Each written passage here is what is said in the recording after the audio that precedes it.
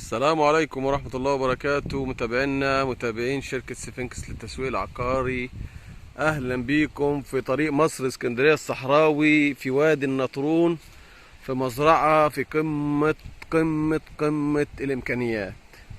أنت عندك مزرعة عليها فيلا، عليها عنبر دواجن بيشيل 7000 فرخة، عليها عنبر تاني لتربية المواشي بيشيل حوالي 200 راس. يعني عندك مزرعة بكل امكانياتها، مية كويسة خالص، ملوحة المية ممتازة. المزرعة لها سور من اتجاهين. الفيلا دي بالخمسة فدان، بالاتنين فدان دول بالعنابر ده كله عليهم سور خاص. انت عندك مزرعة هنا في طريق مصر اسكندرية الصحراء وفي وادي النطرون، وقريبة من طريق العلمين، وقريبة جدا من اسكندرية. سعرها ممتاز جدا، وعندك الكهرباء الحكومي اهي. يعني انت عندك مزرعة بجميع امكانياتها، انت هتيجي بس وتعيش. وبالمناسبة الفيلا اللي معانا دي النهاردة، الفيلا دي متشطبة من جوه تشطيب كامل، مش هتجيب الا شنطة هدومك وانت جاي وخلاص.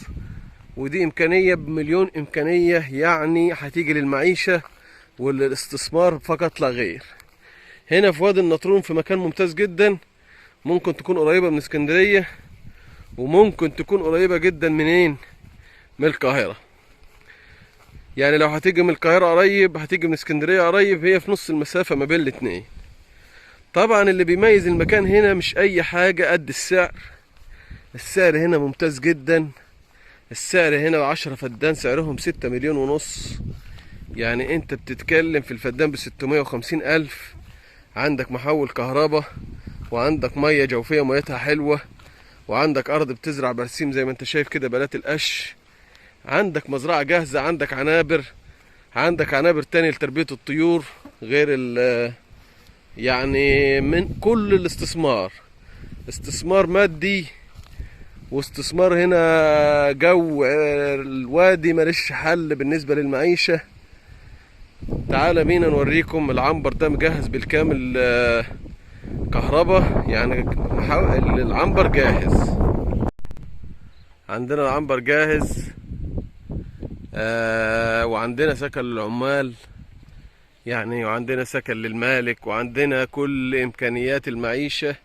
هتيجي هنا عشان خاطر زي ما قلنا تستثمر وتبني حياتك زي ما انت عايز. والسعر ده سعر ممتاز لأي حد يقدر يشتري بيه. المزرعة مسجلة شهر عقاري، دي بردك حاجة. يعني عندك حيازة زراعية مسجلة شهر عقاري. عندك اللي هناك ده معلف للمواشي، واللي هناك ده بردك عنبر لتربية المواشي. وعندنا فيه سكن للعمال في البداية. تعال نخش نشوف العنبر الدواجن ده من جوه عامل ازاي.